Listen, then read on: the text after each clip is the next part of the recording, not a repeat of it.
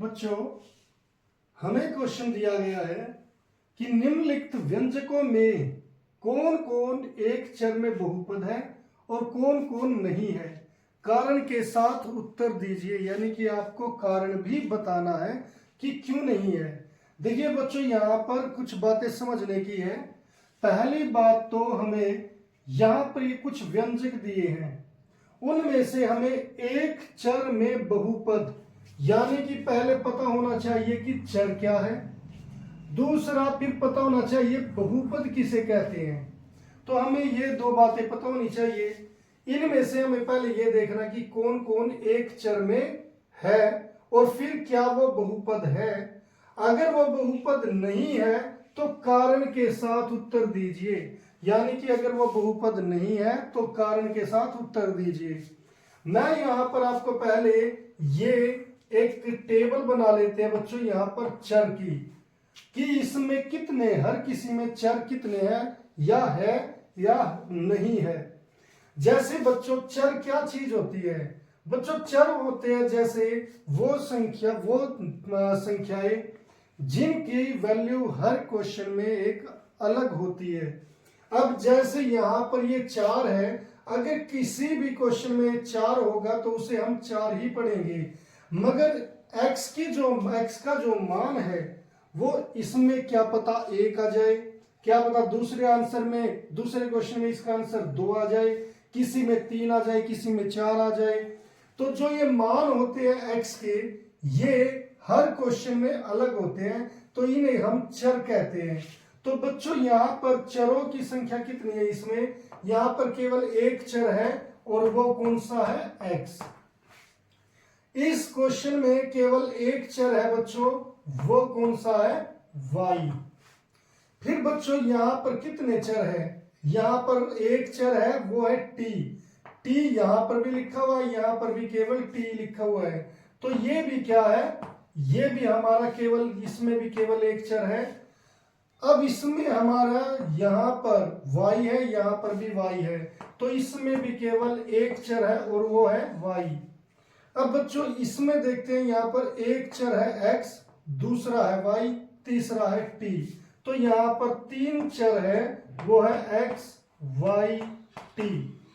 तो पहले तो आपने ये देख लिया, जब उसने कहा कि निम्नलिखित व्यंजकों में कौन कौन एक चर में कौन कौन है।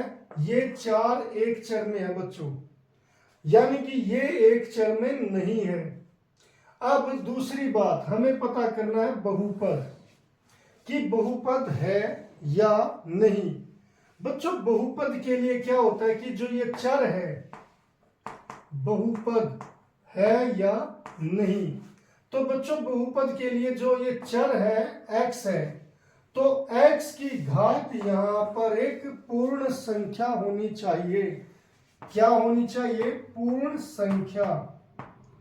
पूर्ण संख्या क्या होती है बच्चों? जो 0, 1, 2, 3, 4, यानी कि कोई गिनती होनी चाहिए। अब ये चीज अगर आपको, यानी कि अगर उसकी x, y, इनमें x, इसमें y, इसमें t, इसमें y, इसमें x, y, t, अगर इन सभी की घात केवल 0, 1, 2, 3, 4 है तो वो बहुपद होगा, अदरवाइज वो बहुपद नहीं होगा। जैसे इसमें बच्चों, पहले में x की घात कितनी है? 2 है, और यहां पर कुछ नहीं है, तो उसका मतलब है 1। तो x की घात केवल पूर्ण संख्याएं है, तो इसलिए ये बहुपद है। और हम यहां पर लिखेंगे यह एक चर में बहुपद है, यह एक चर में बहुपद है। तो यहां पर बच्चों हमने ये बता दिया कि ये एक चर में बहुपद है। अब दूसरे में देखते हैं बच्चों, यहां पर एक चर है और उसकी घात कितनी है? 2 है, और 2 एक पूर्ण संख्या होती है, तो इसलिए ये भी एक बहुपद है। तो इसमें भी मैं क्या लिखूंगा? यह एक चर में बहुपद है। फिर तीसरे में t की जो यहां पर ऊपर बच्चों ये आ गया रूट, ये आ गया रूट, और यहां पर कुछ नहीं है, तो इसका मतलब है 1। यहां पर तो बच्चों ये बहुपद, वो पूर्ण संख्या है। मगर जो ये है रूट टी का मतलब होता है टी की पावर 1/2। अब बच्चों 1/2 कोई पूर्ण संख्या नहीं होती, इसीलिए ये क्या है कि ये बहुपद नहीं होगा। तो यहां पर हम लिखेंगे यह बहुपद नहीं है। अब मुझे उत्तर में कारण भी देना है, तो यहां पर मैं लिखूंगा क्योंकि चर की घात, और यहां पर प्रत्येक चर लिख दो बच्चों, प्रत्येक चर की घात, क्योंकि यहां पर प्रत्येक जगह जैसे यहां पर और यहां पर तो पूर्ण संख्या है, यहां पर पूर्ण संख्या नहीं है। वो चर की प्रत्येक घात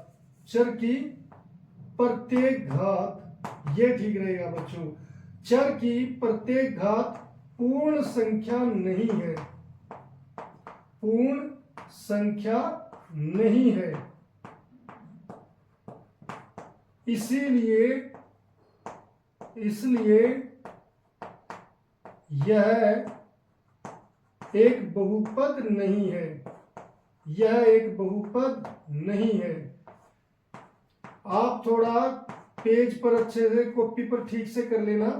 तो ये इसका रीजन हो गया, क्योंकि चर की प्रत्येक घात, एक घात तो पूर्ण संख्या है, दूसरी नहीं है, तो इसीलिए मैंने लिखा कि चर की प्रत्येक घात पूर्ण संख्या नहीं है, इसलिए यह एक बहुपद नहीं है।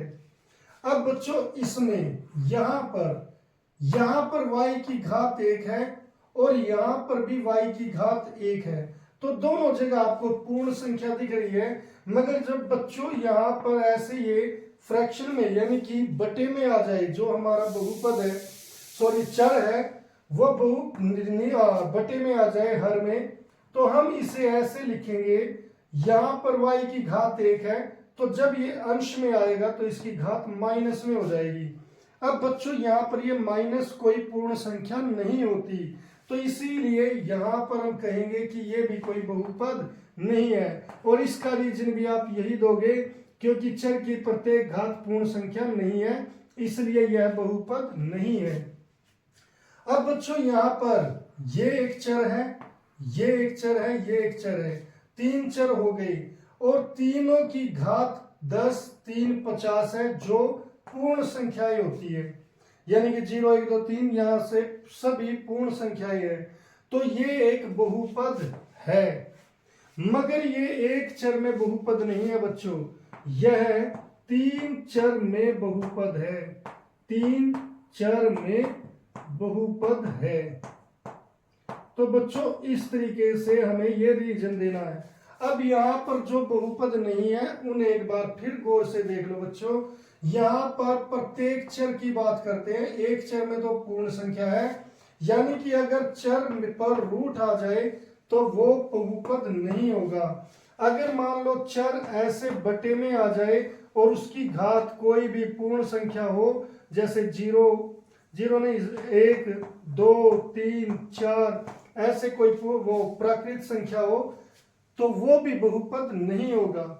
नीचे आपको यहाँ पर अगर कोई पावर प्लस में दिख जाए तो ऊपर जाकर माइनस हो जाएगी, तो वो बहुपद नहीं रहेगा। तो इस तरीके से बच्चों हम इस क्वेश्चन को कारण सहित उत्तर दे सकते हैं।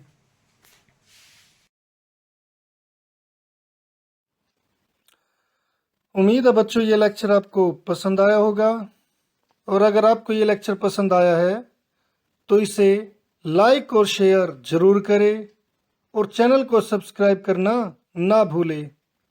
तो मिलते हैं फिर नेक्स्ट लेक्चर में, तब तक के लिए bye, have a nice day.